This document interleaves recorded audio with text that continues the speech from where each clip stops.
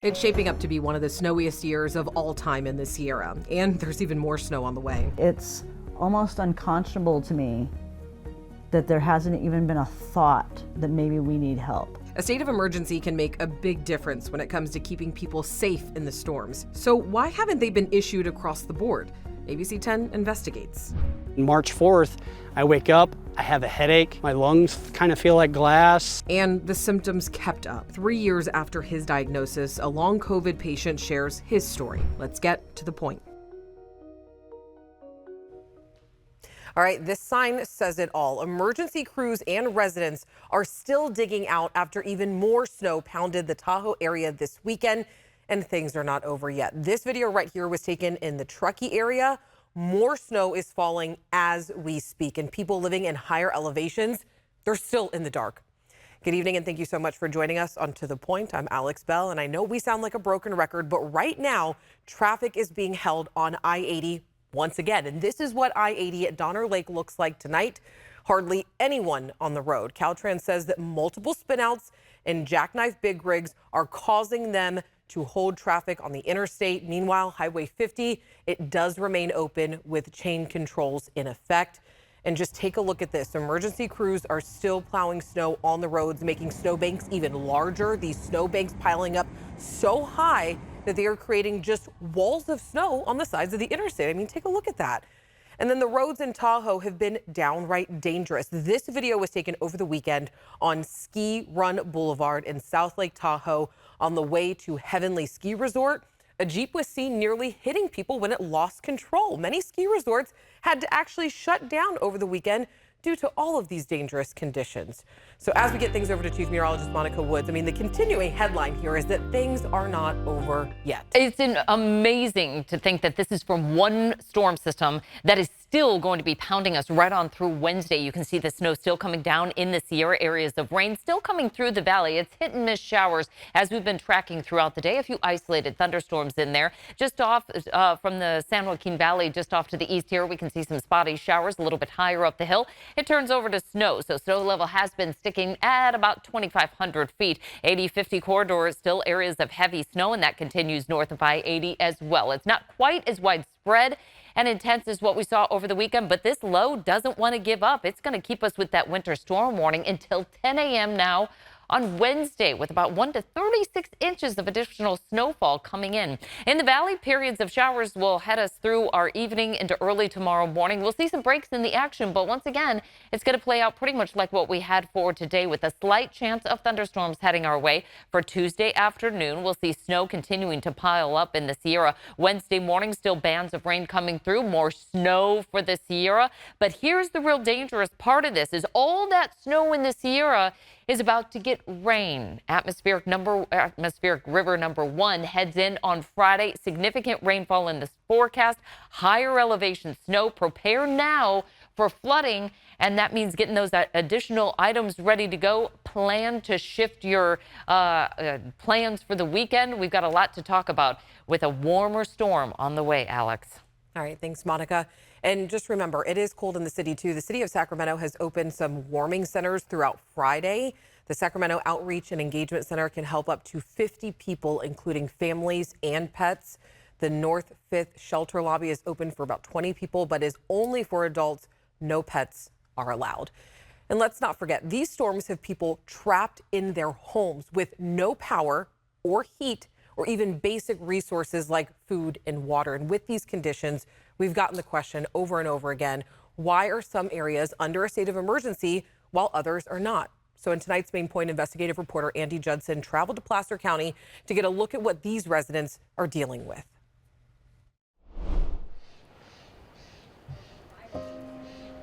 When Jamie Janes began renovating her 130-year-old home, she found something unexpected. Dozens of old copies of the San Francisco Chronicle newspaper layered within the walls and floorboards. They're all around 1895. It was how homes were insulated back then, a time when her town of Dutch Flat was being built. We have a lot of houses here that we want to preserve, but it's really difficult to stay warm and function especially with harsh winter storms bringing snow levels she says she's never seen in her 30-plus years living in Northern California. It just kept coming and coming and coming, and no power. Her and her kids spent 5 days without power. It was 38 in my room. Worse yet, if they wanted to leave, they couldn't. A tree weighed down by snow fell, narrowly missing their home and crushing her four-wheel truck. And I was in my truck 10 minutes before that happened. While neighbors help neighbors in Dutch Flat, she says their community has felt largely forgotten about. It's really frustrating because this is a can-do place. Obviously, you see everybody here, but a little recognition or help or something. That's why when she saw the 13 counties that were put under California's state of emergency list on Wednesday, she was frustrated. That's ridiculous. Their neighbor, Nevada County, was placed on the state of emergency list, but Placer County was not. We could go right out here like not even 3 miles, and we're in Nevada County. So we began investigating how it is that some counties in California are placed on the state of emergencies list, while other counties dealing with similar conditions are not. I'm sorry. We first called California's Office of Emergency Services, and they explained in order to be added to the statewide list, a county should first declare a local state of emergency. So we went and asked Placer County why this hadn't happened. It took us longer than we had wished. In hindsight, certainly, I think we should have gotten out there sooner. We interviewed them Friday, and that same day, they took steps to declare a local state of emergency. Our county CEO has signed a proclamation declaring a local emergency for Placer County. A county's board of supervisors are the ones to officially declare an emergency. So we went to Supervisor Cindy Gustafson, whose constituents are Dutch Flat residents. Right now, we have been able to handle things on our own with our county staff and our first responders that we have. Jamie disagrees. We haven't heard anything from the county. They don't offer any support. Nothing. So what actually happens when a state of emergency is declared? And I can tell you our staff have been out there round the clock since the start of this. Once the county is declared under a state of emergency, they can get resources faster to areas impacted. We never want to take the decision to declare a local emergency lightly. The state can provide resources including the National Guard, more emergency responders, and the support of other counties and personnel to remove the snow. It also provides us the ability then to request direct assistance from the state. For Jamie, she hopes help comes to Dutch Flat in a number of ways, but especially a rush in removing trees that could come down on her house the same way it did on her car. I'm scared every single night. All right, Andy Judson is with us now. My first question is, how is Jamie doing?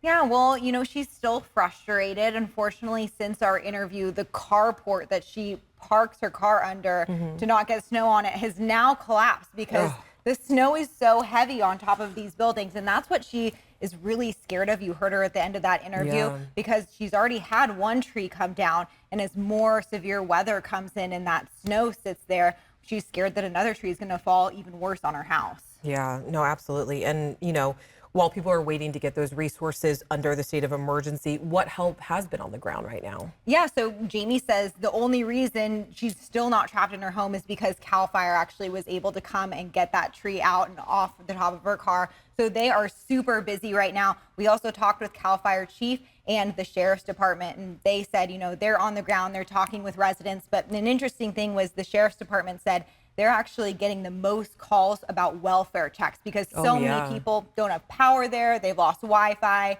They can't charge their phones. So the sheriff's department is busy out there doing that hard work of going and checking on those people firsthand. All right, Andy, thank you so much. Of course, you already know we'll keep you updated. All right, new construction could be coming to El Dorado Hills.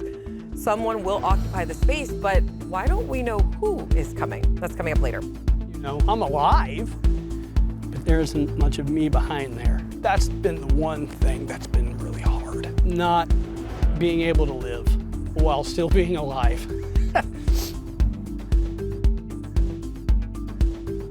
Of COVID for 3 years. He's sharing his emotional story of suffering after the break. All right, a huge, more than 4 million square foot warehouse project is being proposed in El Dorado Hills. And it's called Project Frontier. If approved, it would be located next door to the El Dorado Hills Business Park at Latrobe Road and Royal Oaks Drive.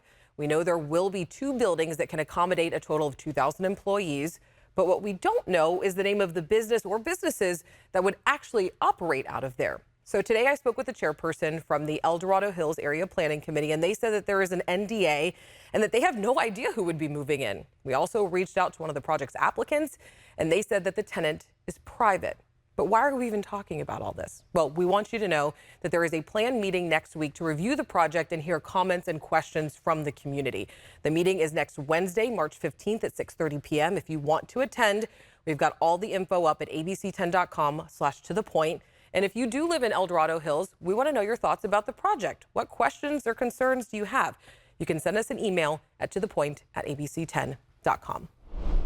After the break, we're taking a look at the effects of long COVID and hearing the story of a man who is still suffering from it 3 years after his first diagnosis.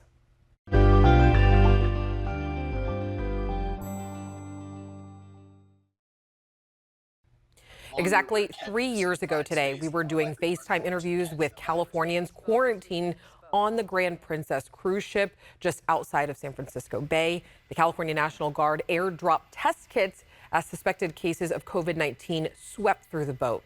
And this Saturday marks 3 years since the World Health Organization declared a global pandemic. And now the worst of COVID, it seems to be in the rearview mirror. The state just lifted its COVID state of emergency last week, and then the federal government is set to do the same in May. But for some people, the effects of the virus are not going away. Becca Habegger spoke with a 42-year-old man out in Rancho Cordova who has been experiencing long COVID for 3 years. I'm just a person that got COVID in the first wave, March 2020. I'm just living with the post effects of that. Justin Wilhite has been suffering from the effects of post-acute COVID syndrome, commonly known as long COVID, for 3 years now. March 4th, I wake up, I have a headache. My lungs kind of feel like glass. I feel really short of breath. Wilhite has type 1 diabetes, one of the health conditions that puts someone at greater risk of getting a serious COVID infection. He thinks he caught the virus at work and the effects are still lingering. Every day I deal with incredible fatigue, shortness of breath, and that's just getting up, walking to the bathroom. My daily activity, and it wipes me out, and it acts like a workout for me, is going downstairs and back up. If I do that 3 times, the next day, my legs don't work. And it's been this way every day since March 4th, 2020. ABC 10 first spoke with Wilhite 3 years ago after he was hospitalized with COVID. Then 4 months later. I'm kind of sick of being sick at this point, and it's been a long time since I've been healthy. And again in 2021. It's like being sick every day of your life. And the symptoms haven't gone away. He says brain fog and muscle weakness make him unable to work. He uses a wheelchair due to chronic fatigue. For some people, it's as little as just, I have sinus drainage that's out of control. For other people, I'm profoundly debilitated, can't do very much, incredibly short of breath, bad headaches. Dr. Brad Sandville is a pulmonary and critical care physician at UC Davis. He's been working with long COVID patients since UC Davis Health launched its post-COVID-19 clinic in the fall of 2020. Long COVID is typically defined as symptoms that last beyond 8 weeks after the patient's recovered from their infection. He says Wilhite's case is rare but not unprecedented. Most people will improve in kind of the months to within a year. That's probably the vast majority, but there's a small handful that continue to have symptoms for quite a long time, even a couple years out. He says long COVID patients with shortness of breath or trouble walking don't always have lung or heart damage. Rather, he thinks chronic fatigue syndrome could be to blame. The fatigue, I think, is so overpowering for people. It makes them perceive everything as being short of breath when really it might just be really profound fatigue. And we can't find anything obviously wrong with their lungs or their heart to explain it. He hopes to see more research on and treatment for chronic fatigue syndrome. Meanwhile, Wilhite is grieving the loss of who he was. I'm alive, but there isn't much of me behind there. That's been the one thing that's been really hard. Not being able to live while still being alive.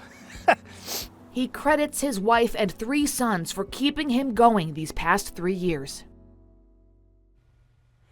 Dr. Sandville tells us that there is some research that suggests that a person is less likely to have long COVID symptoms if they're vaccinated. So he encourages people to keep up on their vaccinations and boosters to protect themselves. All right, let's get a check of our weather and get in here with Monica. How are things looking? Oh, what a start to the work week, right? You can see the showers starting to clear out for the valley, but the snow continues to pile up for the Sierra. I-80 once again is shut down. Too many spinouts, so they had to shut down that roadway to get things cleared off. Here's a beautiful rainbow over Alberta. You can see Deborah submitting that in after those thunderstorms passed, and you can upload photos just like that on the ABC 10 app. Be a part of the Weather Force team and also track these developing weather changes. We're expecting by Wednesday afternoon another quarter-inch to about 3/10 of an inch of rain for the valley, close to an inch of rain mixed with snow for the foothills. And you can see higher up anywhere from about 5 to almost 15 inches of snow coming in by Wednesday. Again, this is all from the same system with our timeline showing periods of break, but then it all picks up once again. So we'll see some on and off rain and snow showers continuing right through our Wednesday forecast. Then we head out to the Pacific. Here comes our first in a series of what could be atmospheric rivers to take us deep into the forecast. What that means is these are warmer storms, so they have a good fetch of moisture all the way deep in the Pacific. With that, it's going to bump up that snow level. So all that snow we've been showing you in the Sierra, some of that is going to melt. Our snow levels start off at about 5,000 to 6,000 feet on Thursday night, up to about 8,000 to 8,200 feet by Friday. That means snow on the passes where we've been seeing walls of snowpack high in the elevations of the Sierra. By Saturday into Sunday, that snow level starts to come back down roughly to about lake level, 6,200 to 6,500 feet. Now, keep in mind, we've had some really cold air, so it's going to take a lot of thermal energy to melt that snow. It's going to be a snow melt. We're not expecting huge catastrophic flooding going on, but these are some of the totals we'll be tracking. 1 to 3 inches in the valley, 2.5 to 6 inches of rain in the foothills, and 2 to 10 inches of snow for the Sierra. A couple of spots that we'll also be watching for those river places that will be getting a little bit closer to flood stage. That's going to be the Cosumnes River at Michigan Bar late into Friday night through early Saturday. Highs for tomorrow in the 20s for the Sierra, 30s and 40s down low. So that cold air still in place. Highs in the 50s along the coast, and for the valley, we'll start it off in the 30s to near 40. Highs will be close to about 50 to 55 degrees with our 5-day forecast showing that big shift out of the 20s and into the 40s for the mountains. In the hills, it's going to turn to rain with a lot of that melting snow. Low level rises on creeks and streams and ponding on the roadways expected through the weekend forecast. And Alex, we spring forward on Sunday morning, losing an hour's sleep. Woohoo! Yay? No, that was a very sarcastic way. Thanks, Monica. All right, here are some other stories that people are talking about today. Lace Hands was convicted of murder today after he killed a 9-year-old at Mama Marks Park in 2020. Hands killed 9-year-old Michaela and then injured 3 others at the park while he was trying to kill a rival gang member. And he faces a maximum sentence of life in prison, and his sentencing is set for the beginning of May. 36-year-old Peter Karasev has been charged with blowing up 2 Bay Area PG&E transformers over the weekend. Thousands of people lost power, and San Jose police say that they used surveillance camera footage and cell phone data to link Karasev to transformer explosions in December and January. He is being held without bail and appears again in court at the end of April. California Family Council, along with many other pro-life allies, held the 2023 California March for Life at the Capitol today. Counter-protesters attended to voice their support for a woman's right to choose. Back in November of 2022, California voters agreed to solidify abortion rights in the state constitution. And we're back right after this. All right, our last story of the night here. Sacramento County Unified School District rolled out its Central Kitchen food truck today to kick off National School Breakfast Week. And we were at California Middle School this morning to hear about the fresh, healthy, and free breakfast for all students. I think it's nice, because it costs money, so and they're using their money just to feed kids. This is amazing. So we want to make sure that kids are motivated to eat. Only about 150 or so, 200 max, eat breakfast in the morning out of the 800 kids. So we need to make sure that kids eat. We believe every student, regardless of income, deserves a freshly prepared meal at school. So they can get energy, so they can function, so they can focus, so they can be successful. I think this is a really cool opportunity for students to be able to get their breakfast in the mornings. We have a gourmet, amazing, prepared by the central kitchen here, and we're grateful for their work that they do each and every day. I grabbed the fruit parfait, some grapes. I think it would really help a lot of kids out. All right, and the Central Kitchen plans to be at a different middle school every morning, indefinitely, to help feed students that nice breakfast. All right, thank you so much for joining us. I hope you have a great night, and please, please, please stay safe out there. Give yourself some extra time on the road. We'll see you later.